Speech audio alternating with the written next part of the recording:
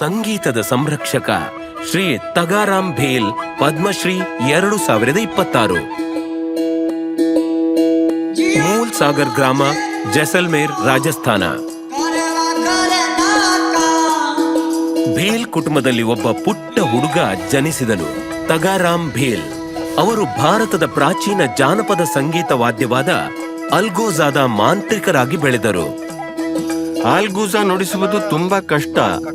ಶುದ್ಧ ಸ್ವರವನ್ನು ಸುಸ್ವರವಾಗಿಸಲು ಸತತವಾಗಿ ಸುದೀರ್ಘ ಸಮಯದವರೆಗೆ ಒಂದೇ ಉಸಿರಿನಲ್ಲಿ ಒಂದೇ ರೀತಿಯಾಗಿ ಊದಬೇಕಾಗುತ್ತೆ.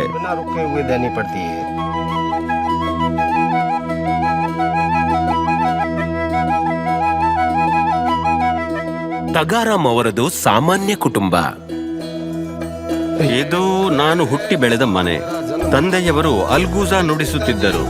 ಅದನ್ನ ಆಲಿಸಿ ನಿಜವಾಗಿಯೂ ಆನಂದಿಸುತ್ತಿದ್ದೆ. ಆಡು ಮೇಯಿಸುತ್ತಿದ್ದಾಗ ಅಲ್ಗೂಜಾ ನುಡಿಸಿ ಕಲಿಯಲು ಪ್ರಾರಂಭಿಸಿದೆ.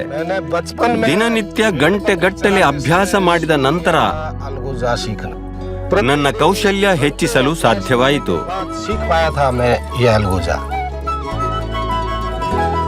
ಪರಿಸ್ಥಿತಿ ಕಷ್ಟಕರವಾಗಿದ್ದರೂ ತಗಾರಾಮ್ ಹಿಂಜರಿಯಲಿಲ್ಲ.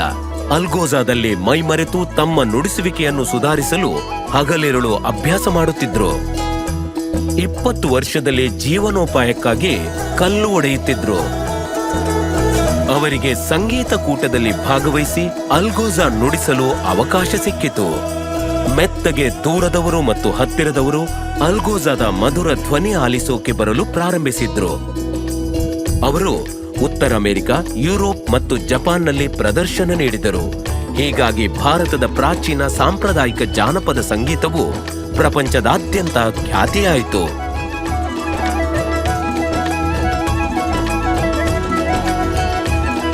ಇಂದು ತಗಾರಾಮ್ ಭೇಲ್ ತಮ್ಮ ಹಳ್ಳಿಯಲ್ಲಿ ಆಲ್ಗೋಜಾ ಸಂಗೀತ ಶಾಲೆ ನಡೆಸುತ್ತಿದ್ದಾರೆ.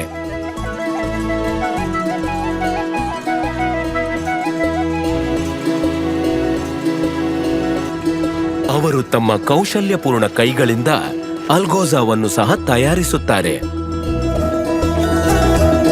ಹೀಗಾಗಿ ತಗಾರಾಮ್ ಭೇಲ್ ಇಂದಿಗೂ ಪ್ರಾಚೀನ ಸಂಗೀತ ಸಂಸ್ಕೃತಿಯನ್ನು ಜೀವಂತವಾಗಿಟ್ಟಿದ್ದಾರೆ.